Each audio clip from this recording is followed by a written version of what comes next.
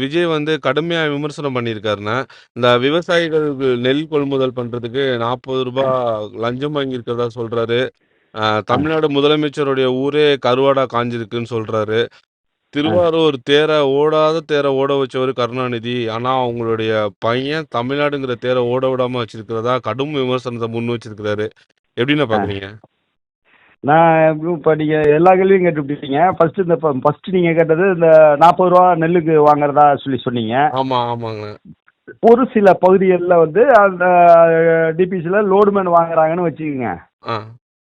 நான் கேட்கறது லோடுமேன் வாங்குறது வந்து முதலமைச்சருக்கு சம்பந்தம் உண்டா? அத நம்ம வந்து கண்ட்ரோல் பண்ணணும். அத நான் மறுக்கல. அதே நேரத்துல ஹலோ சொல்லுங்க, சொல்லுங்க. நான் பேசலாம்ண்ணா. விவசாயிகளுக்காக பேசுறேன், பாமர மக்களுக்காக பேசுறேன் அப்படின்னு சொல்றப்ப, அந்த சுமை தூக்கும் தொழிலாளர்கள் இருக்காங்கல்ல, ஆமா, ஆமாங்க. அவங்க இந்த டிபிசில ஏதாவது அவங்களுக்கு அடிஷனலா செலவுக்கு காசு வாங்கி, அது வந்து எப்படின்னு கேட்டீங்கன்னாக்கா, ஒரு மூட்டைக்கு ரூ. 3 இருந்தப்ப வாங்க ஆரம்பிச்சது. ஆ, ஆ.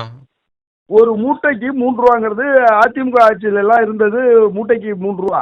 ஓகே, ஓகேங்கண்ணா. அப்ப வந்து அவங்க எப்படின்னு கேட்டீங்கன்னாக்கா, அவங்களுக்கு அது கட்டுப்படி ஆகல அப்படின்னு சொல்லிட்டு, ஆ, ஆ, விவசாயிகளே என்ன பண்ணுவாங்கன்னு கேட்டீங்கன்னாக்கா, ஆ.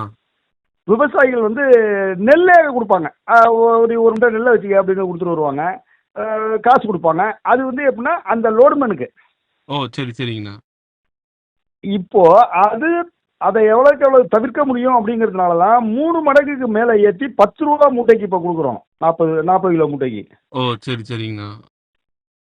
அதுக்கு அப்புறமும் ஒரு சில இடங்கள்ல பணம் வாங்குறாங்கன்னா, ஆ, அது அந்த சுமை தூக்கும் தொழிலாளர்கள், ஆ. பாட்டாளி வர்க்கத்துக்காக தொழிலாளர்களுக்காக தான் இயக்கம் ஆரம்பிச்சிருக்கேன்னு சொல்லிட்டு இருக்கிற விஜய்கிட்ட அந்த சுமை தூக்கும் தொழிலாளர்கள் ஒருத்தவங்க 2 பேர் பண்ற தவறுகளுக்கு எப்படி அரசாங்கம் பொறுப்பேற்குங்கிறது அந்த கேள்வியை நீங்க தான் பத்திரிகையாளர்கள் தான் இல்லண்ணா. கேட்கணும். இப்ப அவரு சொல்லக்கூடிய கருத்து என்னன்னா, விவசாயிகள் கடும் சிரமத்திற்கு மோசமான ஒரு வாழ்வாதாரத்துல தான் விவசாயிகள் இருக்காங்க. அப்படிப்பட்ட விவசாயிகள்ட்ட ரூ. 40 வாங்குறது எந்த விதத்துல நியாயங்கிறது தான் அவருடைய கேள்வியா இருக்கு. ஆனா நீங்கள் சொல்லக்கூடியது அரசாங்கம் கிடையாது. தொழிலாளர்கள் தான் வாங்குறாங்கன்னு நீங்க சொல்றீங்க. பட் எதுவா நான் சொல்லல. இருந்தாலும் நான் சொல்லல. நான் உங்கள்ட்டயே அந்த இத கேள்வியாவே முன்வைக்கிறேன். அ உங்களுக்கு தெரியும்ல. இல்ல நான் என்ன சொல்றேன்னா, இப்ப பாதிக்கப்படுறது விவசாயிகள் தானே. அது யாரு வாங்குனாலுமே அது தவறு தானேன்னு நான் கேட்கிறாரு அவரு. இல்ல, இல்ல. அவரு சுட்டி காட்டுனது விவசாயிகள் பாதிக்கிறாங்கன்னு சொல்றத விட, அது வந்து அரசாங்கம் எடுத்துக்குது அந்த பணத்த. அது அரசாங்கம் கிடையாது. ஆ, ஆ, அதாவது முதலமைச்சர நோக்கி அந்த கேள்விய அவரு வைக்கிறாரு. ஆ, ஆ, 40க்கு 40 உங்களுக்கு சந்தோஷமா இருக்கும். 40 கிலோவுக்கு ரூ. 40ங்கிறது விவசாயிகளுக்கு சங்கடமா இருக்கும்னு சொன்னார்ல இந்த இதுல. ஆமா, ஆமா, ஆமா. அப்ப நான் என்ன கேட்கிறேன்னா, 40 கிலோவுக்கு ரூ. 40ங்கிறதெல்லாம் கிடையாது. சும்மா ஏதோ வாங்குறாங்க. இல்லன்னு நான் இப்போ சொல்லல. அது ம். அங்கங்க விவசாயிகள் விருப்பப்பட்டு குடுக்கறது தானே தவிர, ஆ, ஆ. அத குடுக்கணுங்கிற எந்த கட்டாயமும் கிடையாது. ஓ! Okay, okay, okay. அதுதான் அதுல உள்ளது. அடுத்தது ஓடாத தேர ஓட வச்சது தலைவர் கலைஞர். இவர் வந்து தமிழ்நாடுங்கிற தேரை வந்து முட்டுக்கட்டை போட்டு நிப்பாட்டி வச்சிருக்காருன்னு சொன்னத வந்து 2வது கேள்வியா நீங்க கேட்டீங்கன்னு நினைக்கிறேன். ஆமாங்க. ஆமா, ஆமா. அதாவது நான் என்ன சொல்றேன், ஓடாத தேரையே ஓட வச்ச எங்களுக்கு செயலிழந்து கிடந்த தமிழ்நாட்டை வந்து இப்போ வந்து தலைநிமிர வச்சது தலைவர் கலைஞர். இன்னைக்கு அதுக்கு அடுத்த ஸ்டேஜில் எப்படின்னு கேட்டிங்கனாக்கா, அதாவது இன்னைக்கு பார்த்தீங்கன்னாக்கா ஜிடிபி growth வந்து இப்போ 11.19ங்கிற மாதிரி இன்னைக்கு இருக்கு. ம், தலைவர் ம், கலைஞர் பீரியட்ல வந்து அது வந்து 13 வரைக்கும் கொண்டு வந்தாரு. ம், ம், அதுக்கு அப்புறம் 13ல நிப்பாட்டி வச்சுட்டு போனதை ம், ம். அதில் பாதுகாத்து கொண்டு வந்தது ஏடிஎம்கே கவர்மெண்ட். இப்ப அதை 11.19ங்கிற லெவலுக்கு உயர்த்தி இருக்கிறது இன்னைக்கு இருக்கிற திராவிட மாடல் ஆட்சி நடத்துற தளபதியோட திறமை தான் அது. ம், ம், ம். ஏன்னா அதாவது எப்படின்னு கேட்டீங்கன்னா, செயலிழந்து கிடந்த தமிழ்நாட்டை இன்னைக்கு வந்து நம்பர் 1 மாநிலமா தமிழ்நாடு இந்தியாவில் உயர்த்தி இருக்கிறது திராவிட மாடல் ஆட்சி தான். ஓகே. அரசு மருத்துவமனைக்கே நம்ம மருத்துவம் பார்க்க வேண்டிய ஒரு சூழலுக்கு தான் தள்ளப்பட்டிருக்கு. எந்த ஒரு இல்ல இல்ல அது எக்யூப்மெண்ட்ஸுமே இல்லன்னு உங்களுக்கு சொல்றாரு. அதாவது மருத்துவக் கல்லூரிக்கே மருத்துவம் பார்க்கணும் அப்படிங்கிற மாதிரி சொன்னாங்க. ம், அப்படின்னு எனக்கு தகவல் சொன்னாங்க. அது மாதிரி பேசினதா. ம், நான் என்ன சொல்றேன், இந்த ஆட்சி ஏற்படுறதுக்கு அதாவது 2021 மே மாதம் 7ஆம் தேதி கவர்மெண்ட் ஃபார்ம் பண்ணோம். ம். கவர்மெண்ட் ஃபார்ம் பண்ணி உடனடியாக அங்கே வந்தார் ம். முதலமைச்சர். ம். அதுக்கு முன்னாடி அங்கே போகிறதுக்கு ரோடு கூட கிடையாது. ம். ம். அதனால அதெல்லாம் சரி பண்ணி இப்போ அந்த அளவுக்கு சிறப்பாக செயல்படுற அளவுக்கு இது பண்ணி இந்த கிளாஸ் எல்லாம் உடஞ்ச இந்த இதெல்லாம் ஃப்ரண்ட்ல எலிவேஷன் கிளாஸ் எல்லாமே உடஞ்சிருந்ததெல்லாம் எல்லாம் கம்ப்ளீட்டாக ஒர்க் பண்ணி ஒரு சுண்ணாம்பு கூட அடிக்கல 10 வருஷத்துல. அதெல்லாம் பண்ணது இப்போ உள்ள திராவிட மாடல் ஆட்சியில தான்.